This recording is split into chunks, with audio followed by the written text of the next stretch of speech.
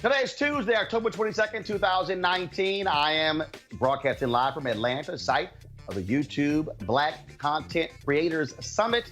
Of course, here learning more and more about great things to bring you right here on Roland Unfiltered. Speaking of that, today, Donald Trump compares his impeachment process to a lynching. Everybody goes nuts, but I'm explaining to you why it was a ruse. Don't fall for the okie doke. It was all about Ukraine. I'm going to explain to you why we don't fall for the banana in the tailpipe, Donald. All right, folks, but that was just, of course, he's trying to distract us. That was the whole point. All right, y'all. Memes and videos are set to become the dominant forms of election misinformation around the 2020 election. What are Facebook execs doing about it? Also, New York City subway cops will not have to wear body cameras. Sounds like a recipe for disaster, don't you think?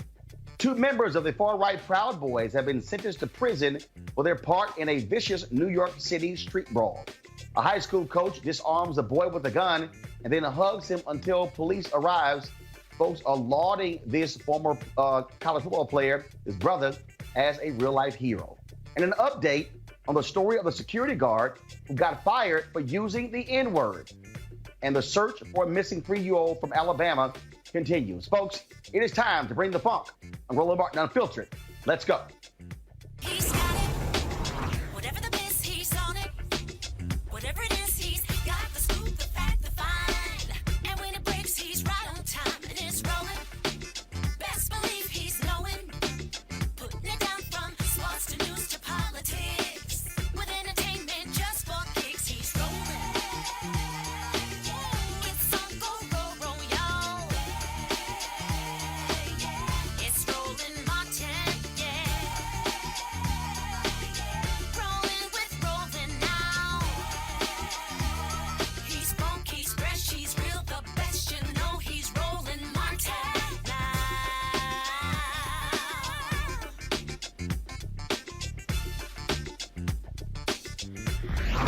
Martin! All right, folks, Donald Trump is always describing investigations into his actions as witch hunts and coups. But today he chose a much stronger word to describe the current impeachment inquiry he's now facing. This is what Donald Trump tweeted. So someday, if a Democrat becomes president and the Republicans win the House, even by a tiny margin, they can impeach the president without due process or fairness or any legal rights. All Republicans must remember what they are witnessing here, a lynching. But we will win. A lynching, as in what happened to black folks during the Jim Crow era. But folks, we got to keep in mind, Donald Trump is the master of distraction. Now, people were expressing their outrage all on social media. But here is why we're not going to fall for the okie doke, Donald. This is the real reason why Donald Trump tweeted that. Folks, it was planned. Let me say it again. This was a plan. This was a discussion that took place in the White House to throw us off track. Why? Because today, Bill Taylor, the acting U.S. ambassador to Ukraine, said in his House testimony today, the groups investigating impeachment, that everything, including the release of military aid to Ukraine, was tied to the Ukrainian president publicly announcing investigations into Joe Biden and the 2016 election. This is what Donald Trump was trying to distract the media from. I'm going to bring my panel, Melik Abdul, Republican strategist, Kelly Bethea, communication strategist, Rob Richardson, host of the Disruption Now podcast. All right, folks, let's get right to it. Right, I'm going to start with you. I talked to sources today who confirmed that Donald Trump knew exactly what he was doing by using this language. He wanted to be able to throw this out to get the media all hot and bothered, and some folks fell for the okie doke because he wants more coverage of him using the word lynching than this Ukrainian ambassador testifying that there was indeed a quid pro quo when it came to Ukraine. That's why we're not wasting any time focusing on lynching. Rob, we're talking about Donald Trump being in big trouble when it comes to Ukraine. Yeah, when you think about it, look, he said a comment, look, water's wet. Donald Trump said something that's racially offensive. He did this, as you said, to distract about what's going on. Look, we have a traitor in the White House. I think we have to say that. We have somebody who is betraying the nation, betraying the laws. He thinks he's above the Constitution, that he's above the law. He's not. And so you have the current ambassador in there talking about the fact that there was a quid pro quo. And, Donald Trump, or the present occupant of the White House, likes to say that there was no quid pro quo. Well, maybe he made his best Don Corleone. He made an offer he couldn't refuse. He said, I'll give you $400 million for aid, but only if you make these investigations. That is the textbook definition of a quid pro quo.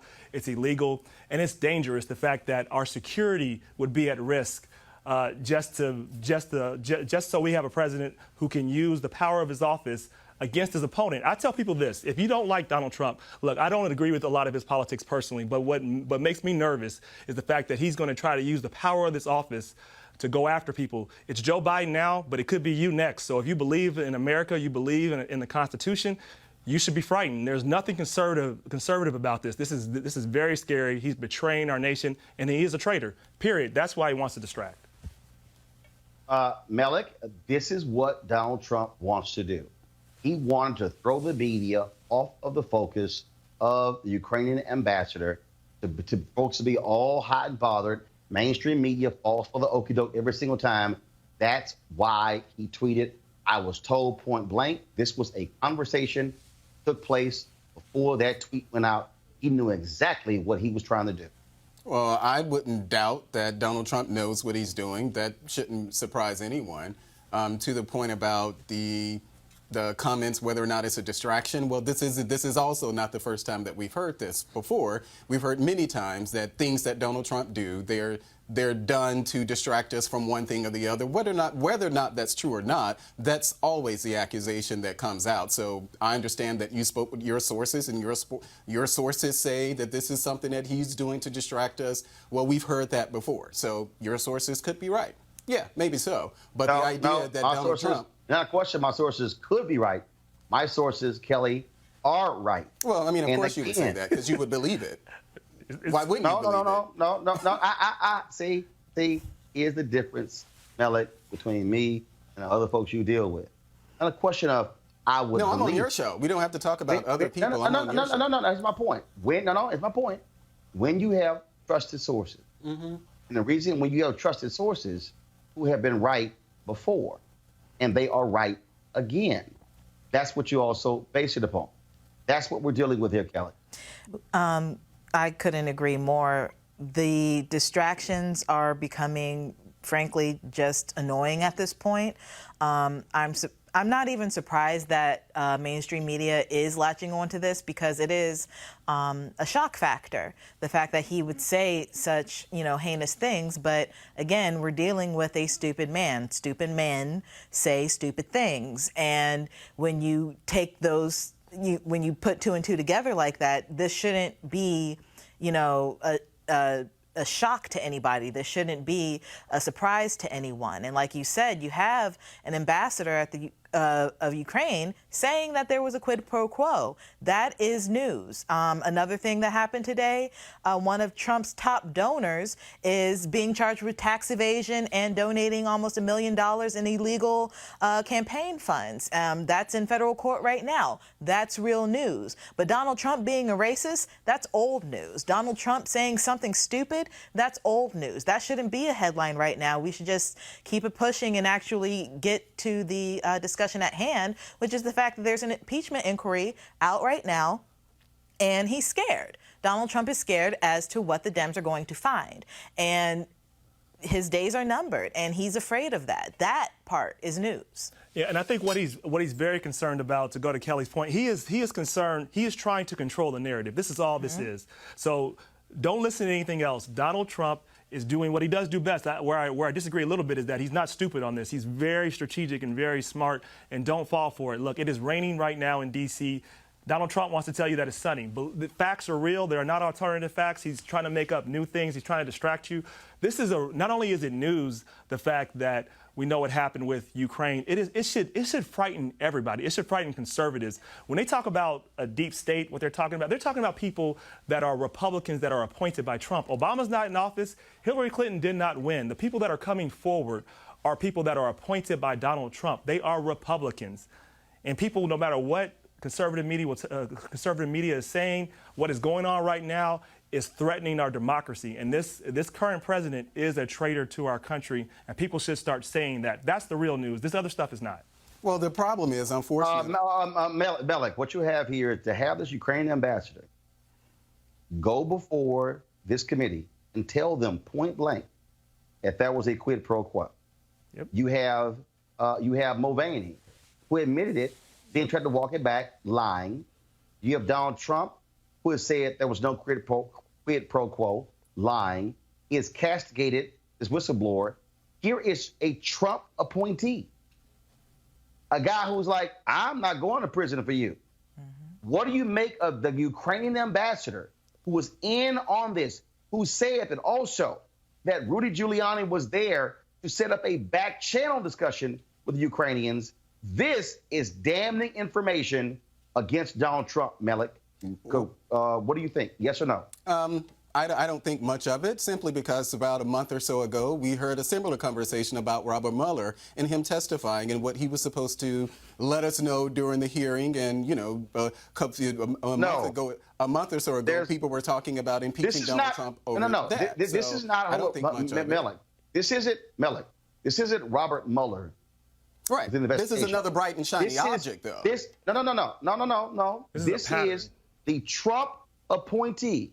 The actual ambassador. That doesn't mean anything, the fact that you say Trump appointee. Stop, wait a minute. Are you telling me that the Ukrainian ambassador to the U.S., who was in on the phone call, is directly contradicting the chief of staff and the president of the United States, and you say it's no big deal?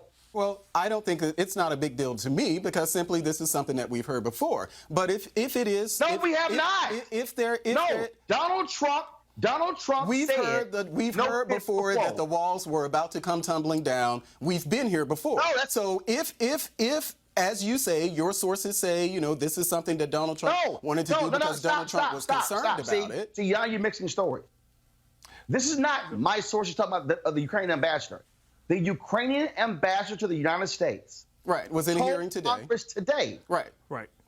But we've had people testify in Congress before about the Mueller investigation, and then, as I said, there were things that the walls were going to come tumbling down. You're absolutely right. So what the Democrats should do, and what you should encourage your people out there, and I say everybody out there in the cyberverse, go to your members of Congress and push them for that vote on the impeachment inquiry. Well, do that. So you can actually, that's a step that you can take. We don't have to talk about a what ifs or anything like that. Push the Democratic Party. First of all, we're not discussing what ifs, Kelly. What we're discussing here, hold up. What we're discussing here, Kelly, is the fact that on this day, you have the Ukrainian ambassador stating what he said took place. Now, Mulvaney admitted to in front of the press a quid pro quo. Then he tried to walk it back. Mm-hmm. Donald Trump, his perfect call.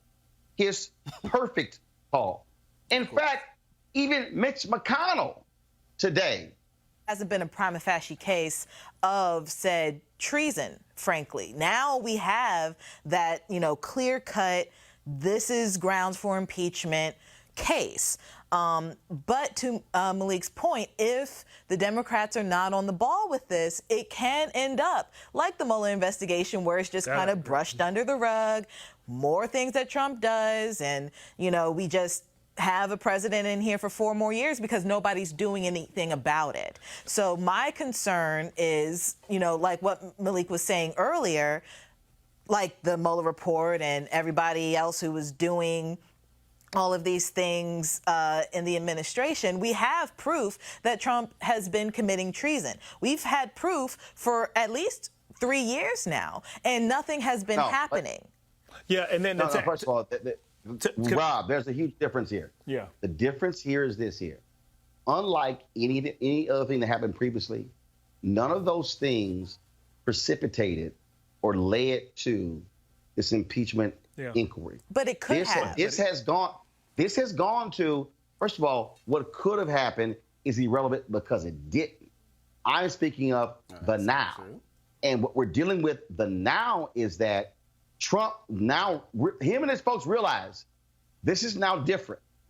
This is a different situation to have the person sitting in the Oval Office telling a foreign entity, I will hold up your money unless you investigate my chief Democratic rival.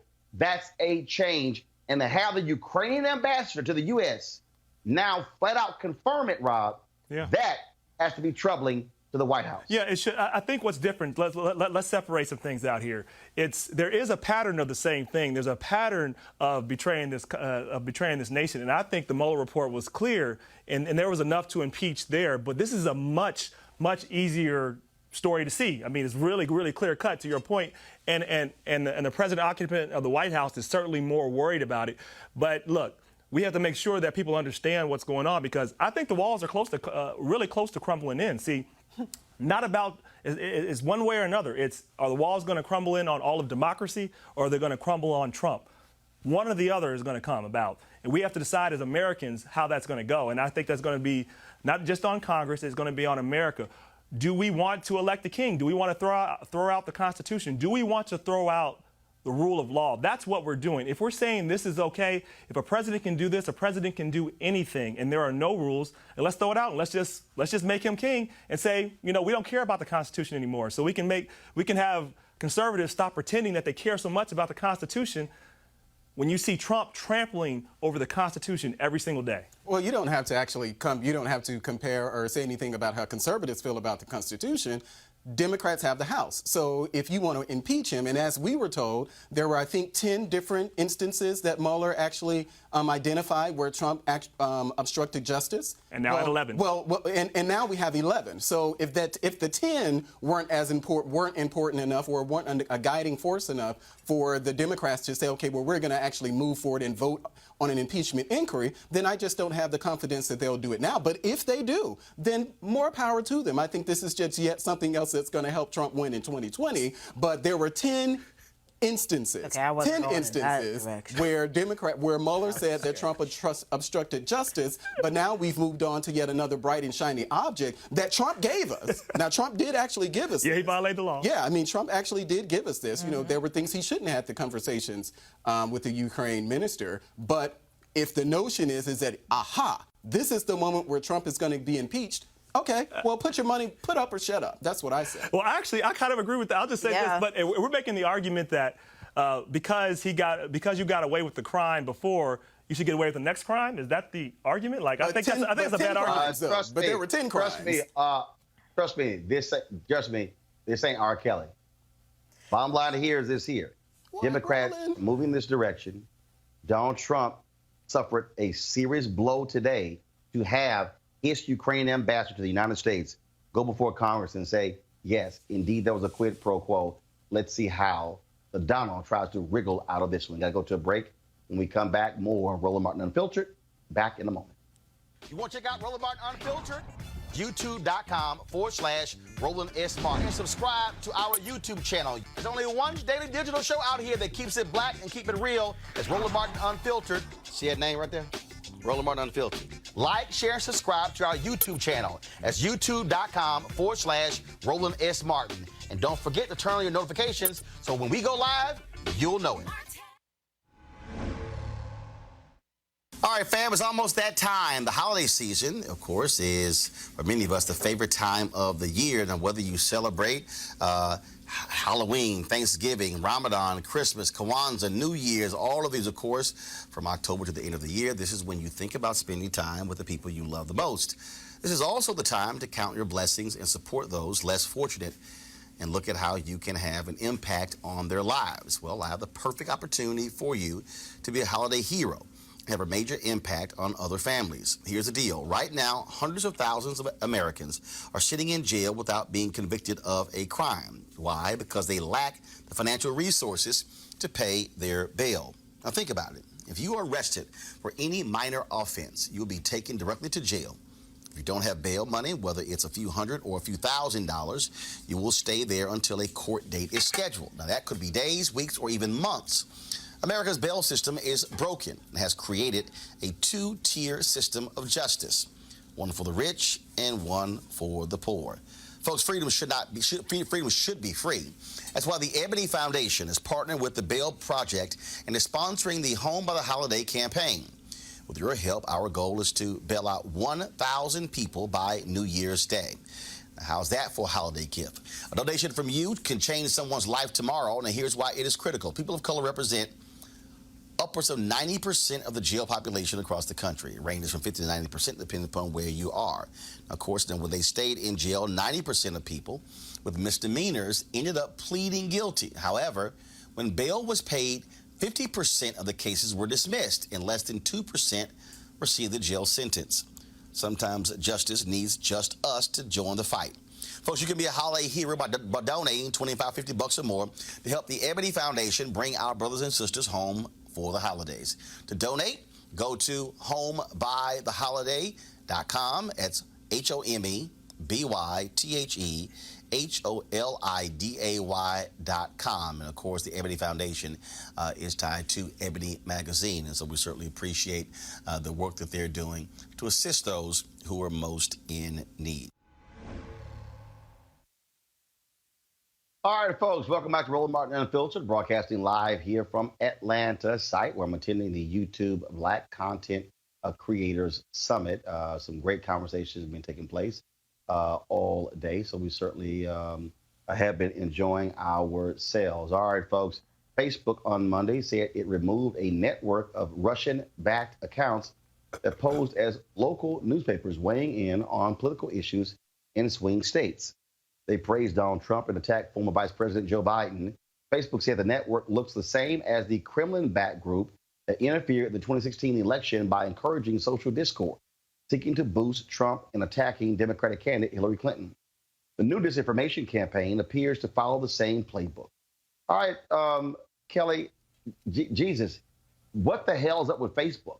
I mean, you might want to get this right as opposed to allowing the Russians to continue to spread disinformation.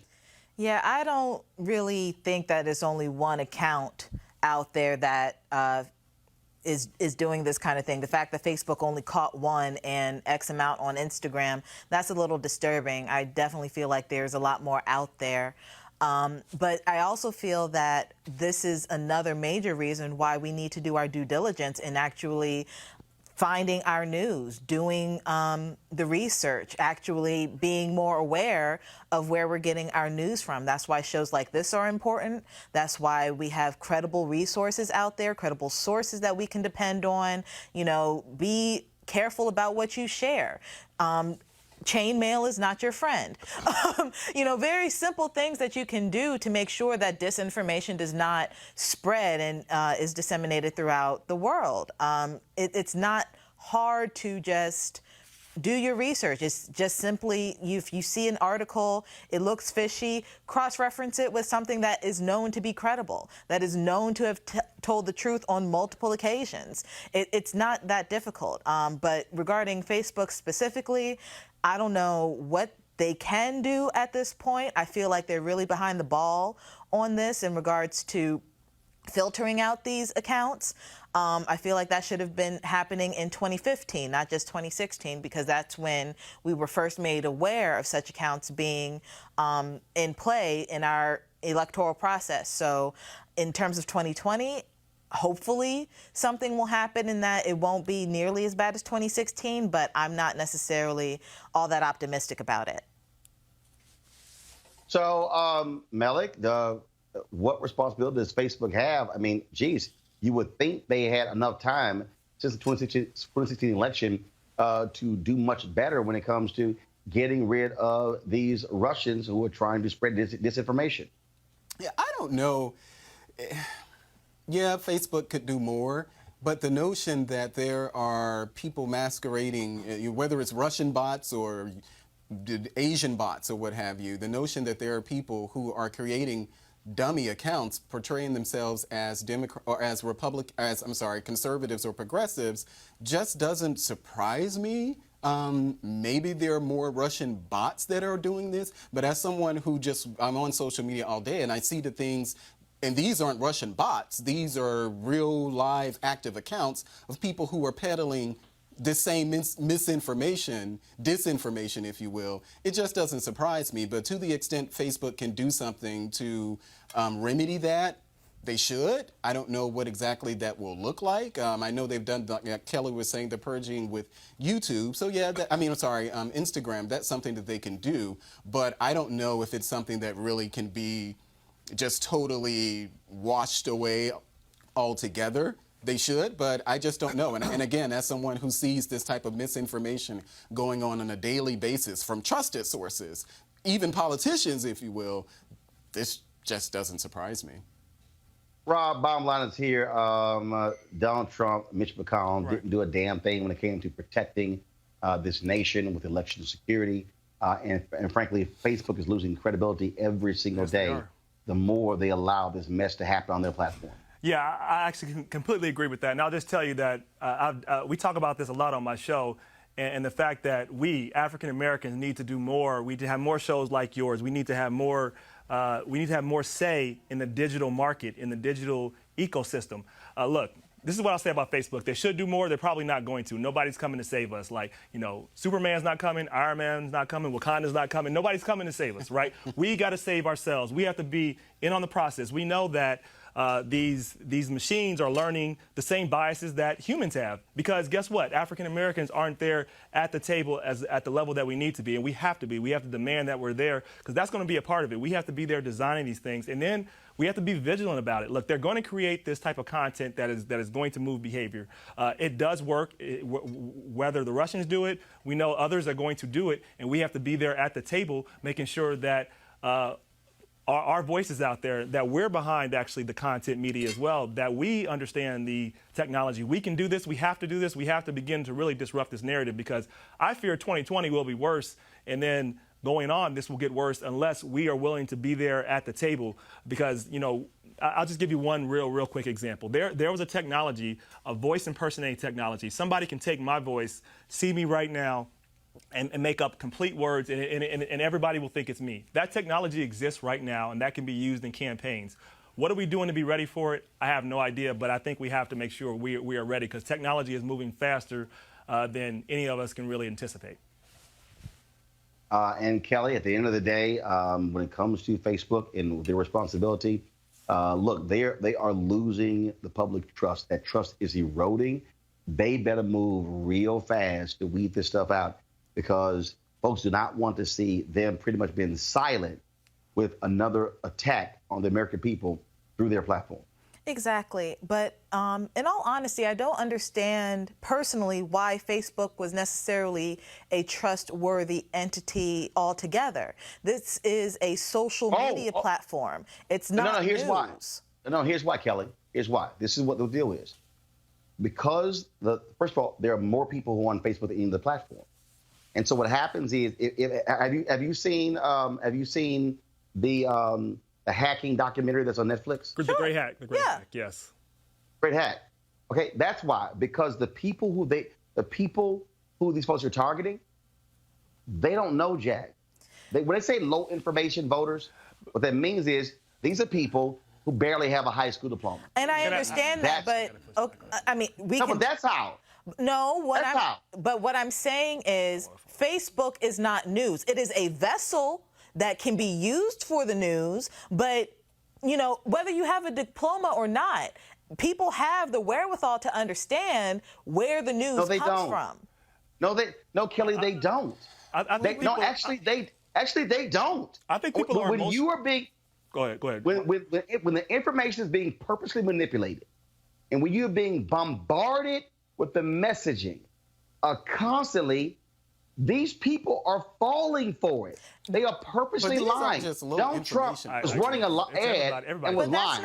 Elizabeth Warren actually put up an ad that she knew was a lie just to see if Facebook would say, take down the lie. But what I'm saying is that we all fell for that. I have 2 degrees and I could have fallen for that. Correct. You have people who have no diploma and didn't fall for that. Yeah. That has nothing to do with intelligence. Correct. That has to do with due diligence. Well, I think so. You need to do your due diligence and make sure that you're getting reliable news from credible sources. And Facebook can be a vessel for said news and credible sources, but you can also look outside of Facebook. Now, if you're not looking outside of Facebook for your news, that's not on anybody except you. But that has some the platform, but Rob, Facebook is the largest disseminator of news. Well, I think the danger here, so let's back up. What the danger of social media in general is not, I'm going to take a different point to say low information voters. I think all voters, whether we recognize it or not, myself included, we are emotional.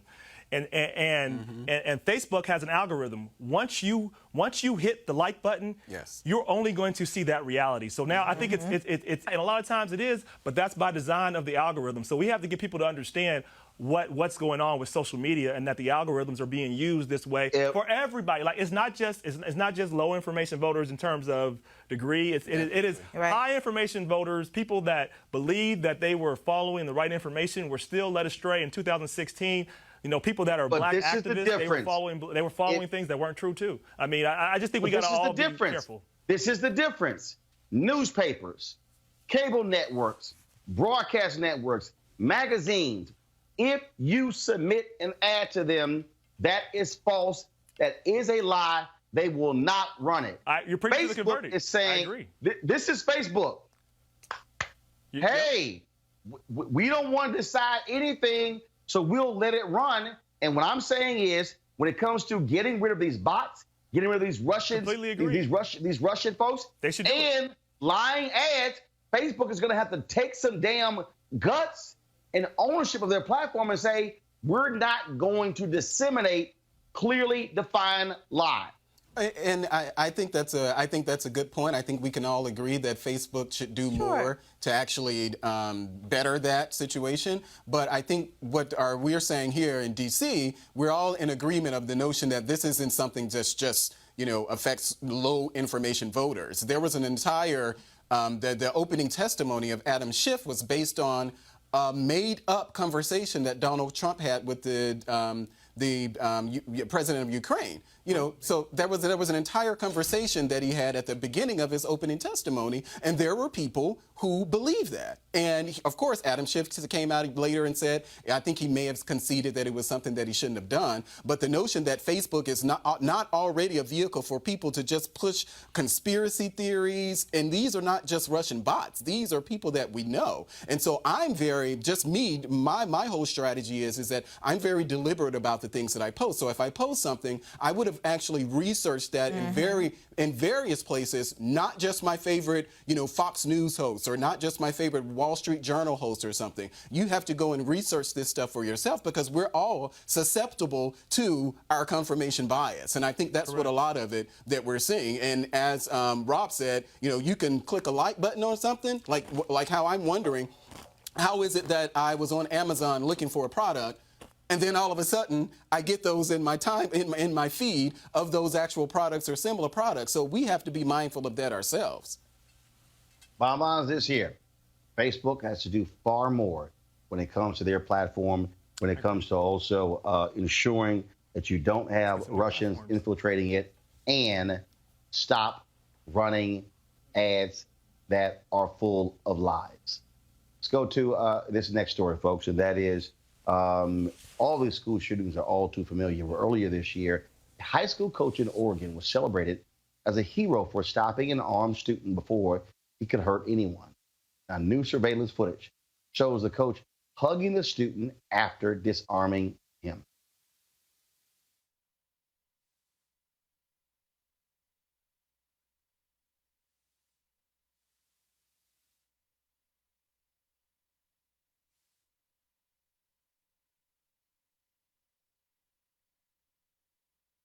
See there, one of the other folks there grabbing the gun, pulling away.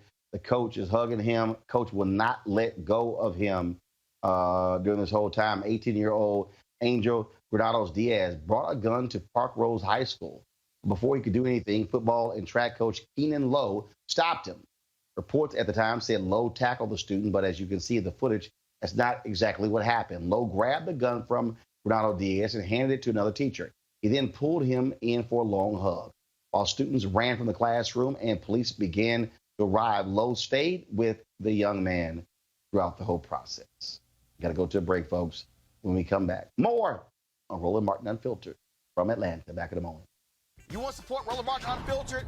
Be sure to join our Bring the Funk fan club. Every dollar that you give to us supports our daily digital show. There's only one daily digital show out here that keeps it black and keep it real as Roland Martin Unfiltered. Support the Roland Martin Unfiltered daily digital show by going to RolandMartinUnfiltered.com. Our goal is to get 20,000 of our fans contributing $50 each for the whole year. You can make this possible. RolandMartinUnfiltered.com.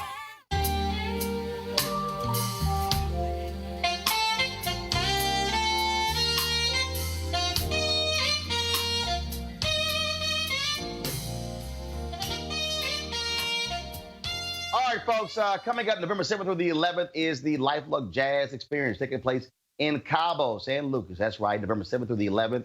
If you want to attend, of course, you can go to LuxeJazz.com and you can see all the great things we have planned, including appearances by folks like comedian actor Mark Curry, as well as you saw, saxophonist Gerald Albright, Alex Boone-Young, Raul Madon, Incognito, Pieces of a Dream, Kirk Whalum, Average White Band, Donna McClurkin, Shalea, Roy Ayers, Tom Brown, Ronnie Laws, Ernest Quarles, and more.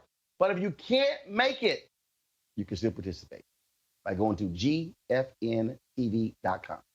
That's GFNTV.com to get your pass for the 3-day live stream. $10.99 to get the live stream to watch all of these amazing concerts live from Cabo. Folks, you don't want to miss it. GFNTV.com, GFNTV.com, and I'll be broadcasting Roland Martin Unfiltered live from Cabo that Thursday and Friday. So looking forward to it. So GFNTV.com to get the live streaming pass, LuxeJazz.com to get your package. All right, folks. New York City completed its rollout of body cameras on all uniformed patrol officers earlier this year. But hundreds of new cops deployed by Governor Andrew Cuomo to stop fare evasion and homelessness, well, in the city subway system, will not be required to wear body cameras. This summer, after the governor became concerned about a reported uptick in fare beating, the Metro Transportation Authority temporarily diverted more than 400 police officers from commuter trains, and the Bridges and Tunnels Division into the subway. Those officers will soon be replaced by 500 new state police officers that the MTA is currently in the process of hiring at a cost of roughly $663 million over the next decade. Now, neither of those groups are required to wear body cameras because the new cops are not part of the NYPD. All right, Rob, is this a bad idea? Should these cops all have body cameras? It's a horrible idea. So I've talked about this on my show. I've seen this a lot in Cincinnati. Had we not had body cams in several situations, we wouldn't have been able to hold officers accountable. There would have been a completely different story. The story that was actually on the actual report was different from what the body camera showed. So look, I believe in accountability. And when you're an officer, they have a very tough job. But at the end of the day, they have to be accountable. And they have to be transparent because they literally hold the power of people's lives in their hands. So, yes, we need more transparency. This is a horrible idea. We have so much documentation to show why every single officer should definitely have a body cam. So I don't understand this policy. I don't get it. Does it make sense, Bellick? I'm not too sure. I look at this a little differently than an actual, a beat cop, an officer on the street or something. The DC is a prime example where the council, the mayor, they're all trying to figure out what we're going to do around fare evasion because it's a huge problem. Even where I live in Ward 8, at the Congress Heights Metro, there's lots of fare evasion. So I know that different jurisdictions are trying to figure out how to do it. And that was one of the things here in DC that happened, that the mayor, they actually increased the number of officers who were there. But whether or not those officers, even looking at a place like DC, whether or not those officers who are essentially in the subway systems or something like that, whether they should have cameras, I'm really not sure if they should have cameras. But the police officers who are out, saving lives and all of this type of stuff, I think they should. I'm just not too sure whether someone who's actually charged with finding people who evade fares should have a body camera. But if they do, I'm not going to be opposed to it.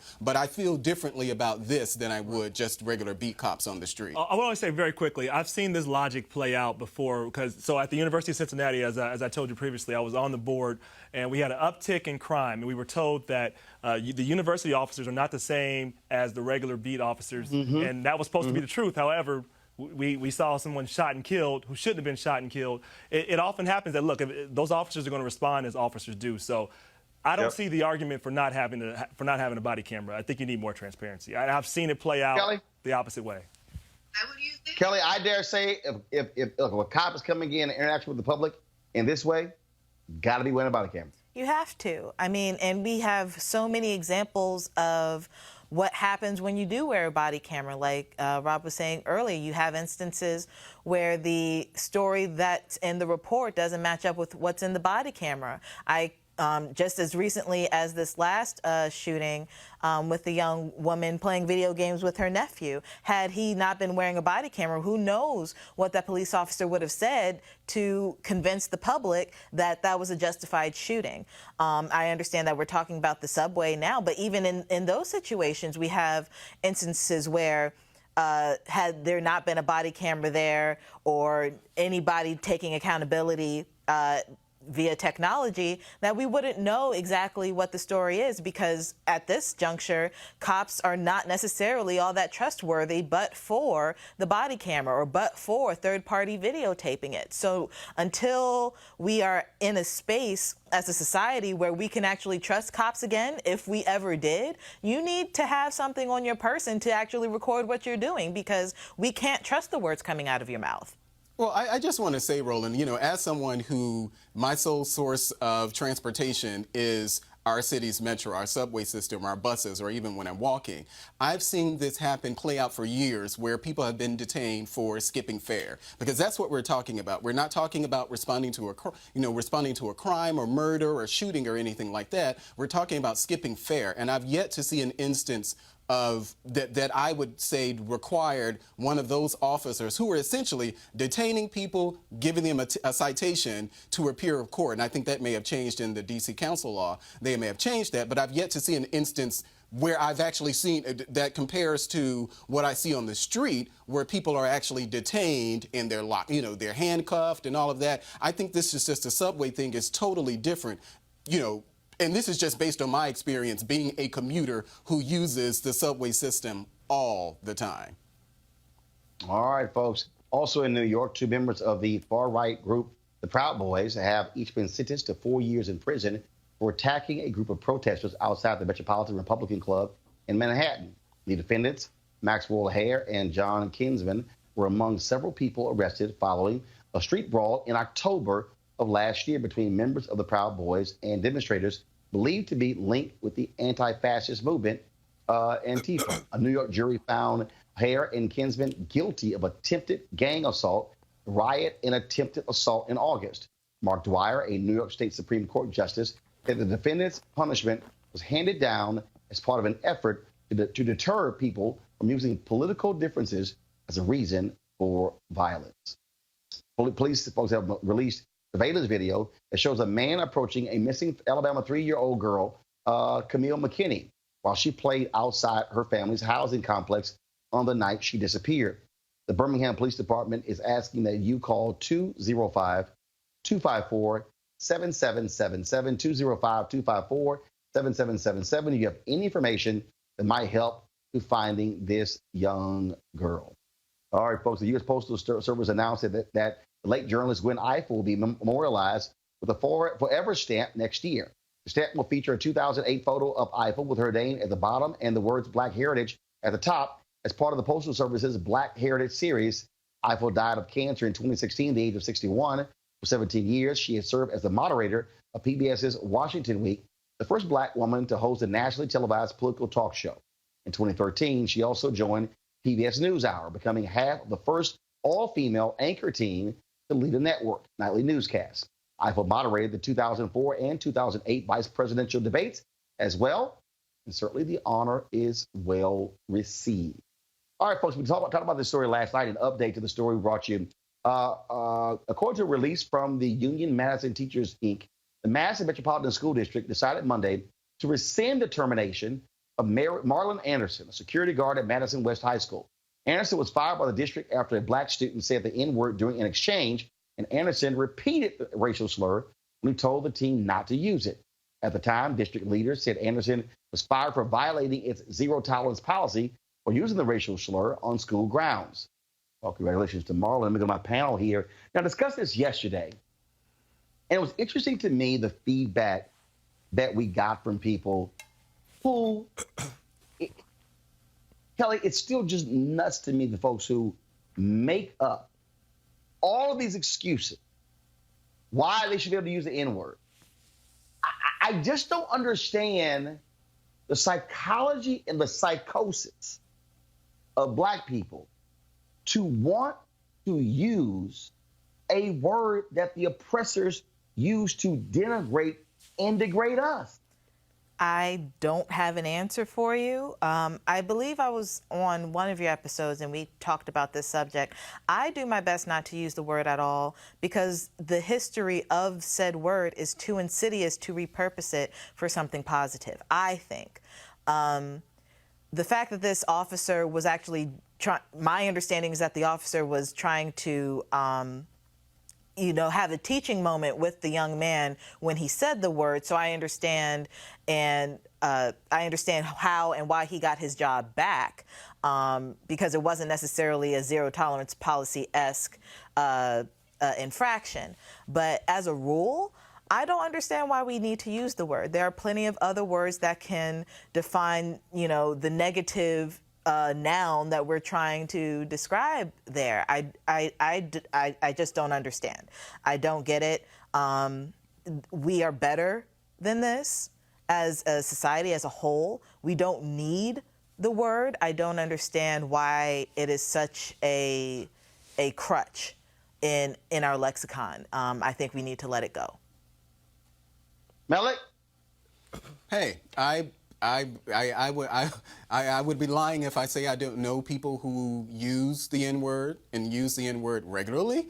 In the case with the teacher, I believe that's probably a consequence of our PC culture, which is sometimes warranted, but the zero tolerance policy likely came out of that. So the notion that the teacher or anyone, an administrator, and anyone at any place is using the N-word, that's where the zero tolerance policy comes from. But we have had funerals for the N-word. I think Jesse Jackson was involved in that, and some other people in Michigan, maybe it was, but they had a funeral for the N-word. But this is not something that even the hip-hop generation popularized.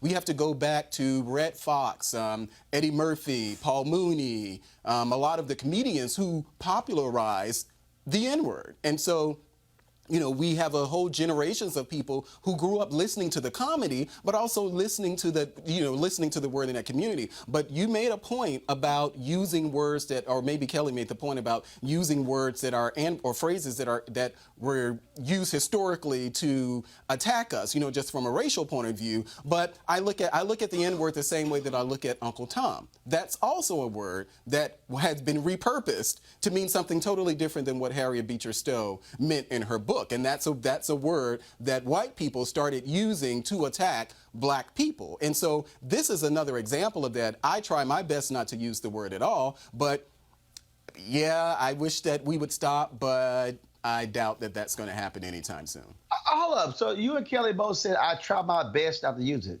Yes, I try my best not to use it. I try my best not to use it. No, I was asking. Do I? Have I? Sure. Yes. But when you know better, you do better. Yes. No.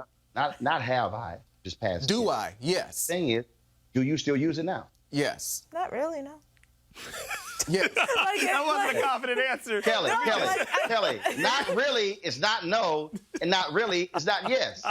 Not really is. That's a yes. I do. I personally can't tell you the last time I used the word. I'm not in conversation where I have to. I did on Sunday. It's like. So let me just say, Rob, your thoughts. Just on this point very quickly. Zero tolerance policies are usually really stupid across the board, Yeah. They're usually applied to our kids, and they're usually kicked out of school. Like, it was actually applied to me when I was in 9th grade, somebody came up and hit me, I pushed him off, and I got 10 days suspended, and so did he. So, because it was a zero tolerance policy. These things are usually stupid, just like minimum mandatory. Stupid laws, don't have them, they don't make sense. Actually apply the laws equitably in each situation. So that's this case, just on this particular case. Now, in terms of the N-word, funny, literally just talked about this on my show too. This is kind of ironic here. So I think black folks, just talking about us, our use of the N-word right now is an attempt at a power play. It's we use it and saying, like, this is a word we're taking back for our own power. I don't agree with that, because then at the same time, they'll get mad when a white person uses the N-word in a song. So it's not a power play. Either we want to stop using the word, or we can't be offended by it. I'm trying to figure out how it's even power.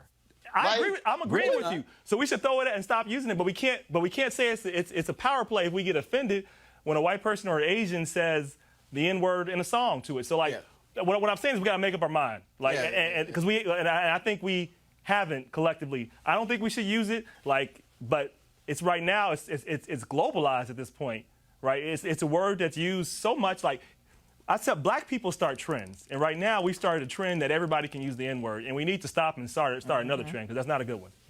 And I'll just say very quickly, Roland, this is something that most of us know people who use the word, whether or not they use it regularly or something, most of us know people who use it. But I don't use we're just trying to take the power back out of the word or anything like that. I honestly think that's a BS excuse. And just like Rob said, those same people who use that excuse that we're trying to take some power back from it, those are the ones who will be raking any non-black person over the coals for using that same word. I remember Eminem. There was a big thing back when Eminem first came out, and he was using the word. J-Lo. J-Lo. Recently. So many different people who use it. I personally respond to it differently. So that's my thing. I respond to people who use it differently than I do maybe, non-black people than I do black people, because most of the people that I know who use it are black people. Right. So let me actually give a really quick example. So, would you be okay if there was a white person using the word but trying to do it in an endearing way, but then Clarence Thomas uses it to talk about you in a vitriol way? I would still be mad that Clarence Thomas used the word. I'd be mad either way. So that's my point. But a lot of us try to separate the argument. If a black person says it they can use it in any context, and a white person says it, so we got to make up our mind. Don't use I'm not saying they have a right to use it, because I don't think they do. I'm saying we got to make up our mind about what's acceptable or not. We can't just say the word is okay to use and then be mad when somebody else says it. Got to stop using it. My mind is made up. Hell no. I don't need to hear it. I don't want to hear it. Don't say it around me. Don't tweet it. Don't post it. I don't care. Tonight, Game 1 of the World Series. My Houston Astros versus the Washington Nationals. Oh, yeah. Let's go down the line. Rob, who do you have, Nationals or Astros? Oh, man. I'm going to go with Nationals because I'm here. Sorry. That's a dumbass reason. Hey. You're here. Hey, I'm not much of a baseball fan, so I just had to choose it here. And the Reds aren't there. I'm from Cincinnati, so the Reds aren't there, so I'm like, I'm sorry? Dude, y'all ain't sniffed the playoffs in decades. I'm going with the Nationals. I'll just say that. I'm going with the home team. We're on a roll now. We had the Stanley Cup. We had the Washington Mystics win their championship. Redskins are the Redskins, so we don't have to worry about them. Do you even own any Nationals gear? Yeah. I'll just like the dashiki. I'll wear my Nationals gear. The hat that I flip to the side a little bit when I'm on the south side. Absolutely. I have plenty of that. But I'll wear it on the show. Your ass lying. You said the same thing. You said the same thing about the dashiki. Everybody tends to think your ass lying. I look like this. Kelly, who you got?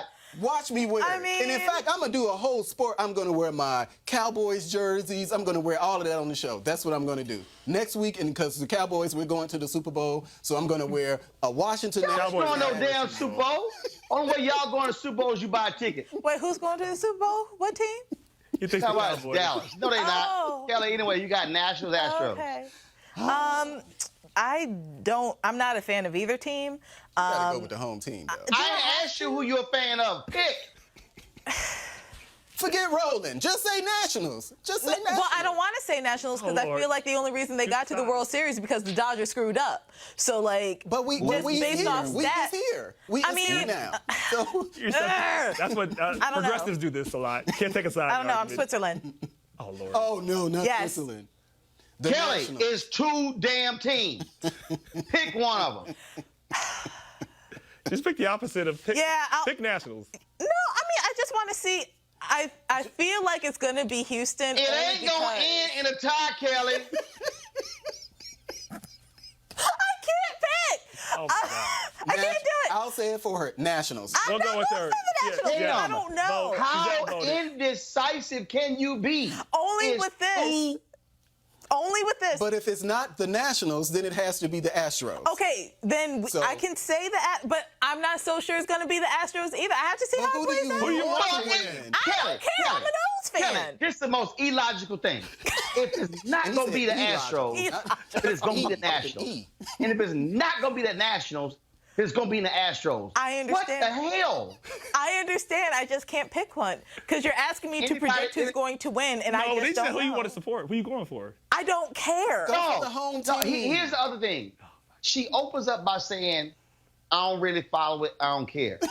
So why in the hell I don't really want to pick. Because if I'm wrong, Because I don't want to be wrong. I just don't like to be wrong on principle. That's just me. So Roland's Kelly, just cut it all it's the a time. damn Roland's prediction, wrong Kelly. all the time. You know And just what? like he's wrong You know about what? the I Astros. would really hate.